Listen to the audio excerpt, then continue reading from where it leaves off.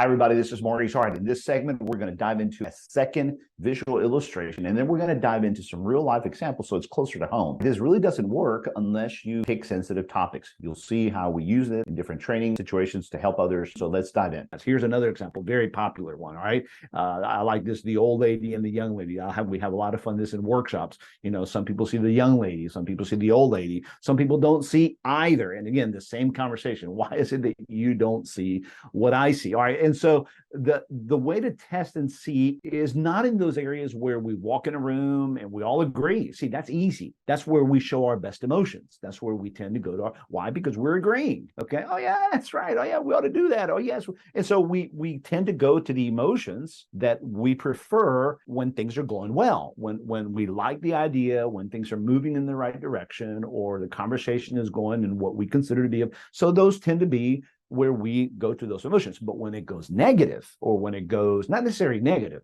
it's when it goes to somewhere where I don't favor, it's to where I don't think it should go to. That's what emotional intelligence is trying to ask. It says, what happens when somebody disagrees with you? Okay, how do you react? The other one is, how do you react when somebody expresses an idea that you don't favor? What about when somebody actually disagrees with you? Because you're saying 9 and they quickly jump and they say, no, it's a 6. And they didn't even try to see it from your perspective. So I'm not going to be the adult in the room. I'm not going to try to understand them. They're obviously challenging me. I want to challenge back. So we get into this tug of war. Why? Because, well, they started it. I just kind of went along, and so we all tend to just defend ourselves. Why? Because the other person challenged my 9, and all I said was 9, and they didn't validate me. They weren't emotionally intelligent towards me, and they challenged my 9 with a 6, and I'm sitting there going, well, no, I want to challenge you back. And yet none of us stop long enough to say, we're not behaving like adults. We're behaving like kids, So let me stop and say, okay, so what you're saying is, yeah, okay,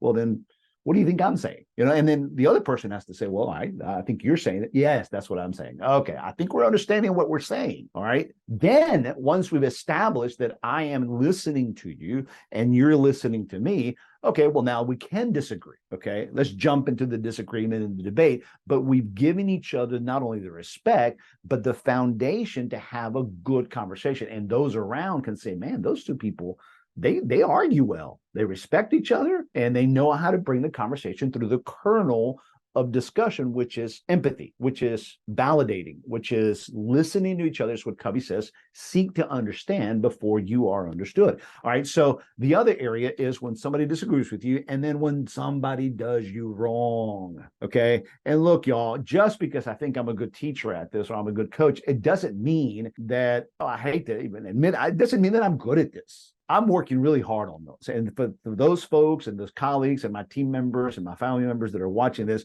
they're probably all rolling their eyes and going, man, does he need work on this? Maurice is horrible when you disagree with him. When he doesn't hear an idea he likes, oh man, he goes to bad places. And number 4, when somebody does you wrong. And so the folks that know you better are the ones that kind of are been telling you, look, you're not good at this. So we all have to say what Patrick Lencioni says, and we have to be humble. We have to be coachable. We have to ask ourselves, are we showing the right emotions in those tough and difficult decisions? All right, so let me give you a couple of real examples. I was at a company and I said, all right, so let's pick a topic. Let's pick a topic that is not sensitive to everybody, because it's good to practice on non-sensitive issues and then go into the sensitive issues, because practicing on non-sensitive issues really doesn't arouse the emotions. So when you practice this, especially in a workshop, or when your team watches this video and you guys practice this, you want to start first with items or topics that are not sensitive, and then practice your way into sensitive topics.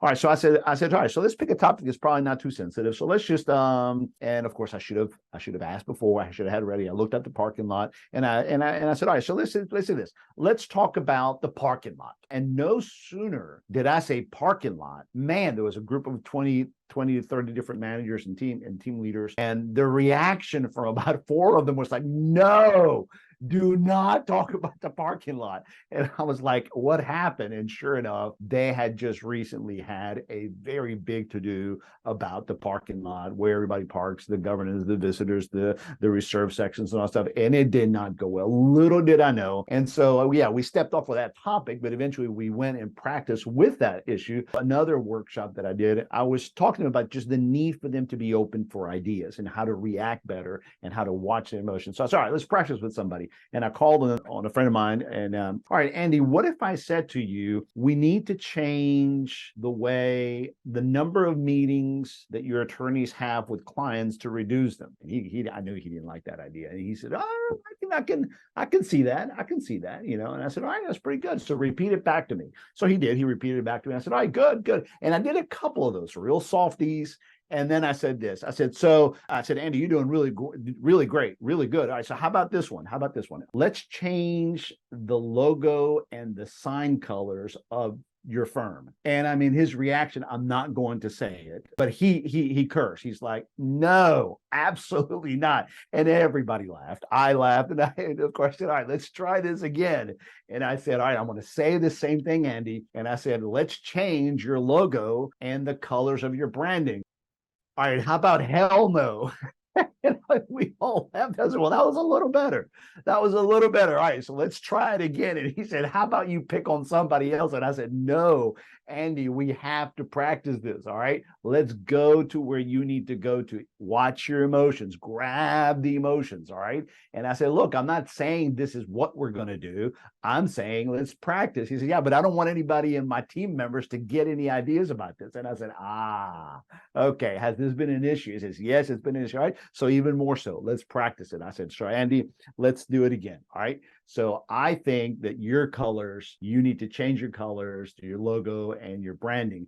And he did really well. He said, all right, so what you're saying is that we should probably go with and he repeated it back. And I said, very good. You could tell there was a lot of struggle. And he went further than that. He said, all right, so what kind of colors, you know? And I said, oh, that's pretty good. You're actually going further than just acknowledging what I'm saying. You're actually now, you turn the conversation around. Now you're wanting to know more. You wanted to validate me more. And he said, yeah, all right, what colors? And I said, well, and of course I came up with some stuff.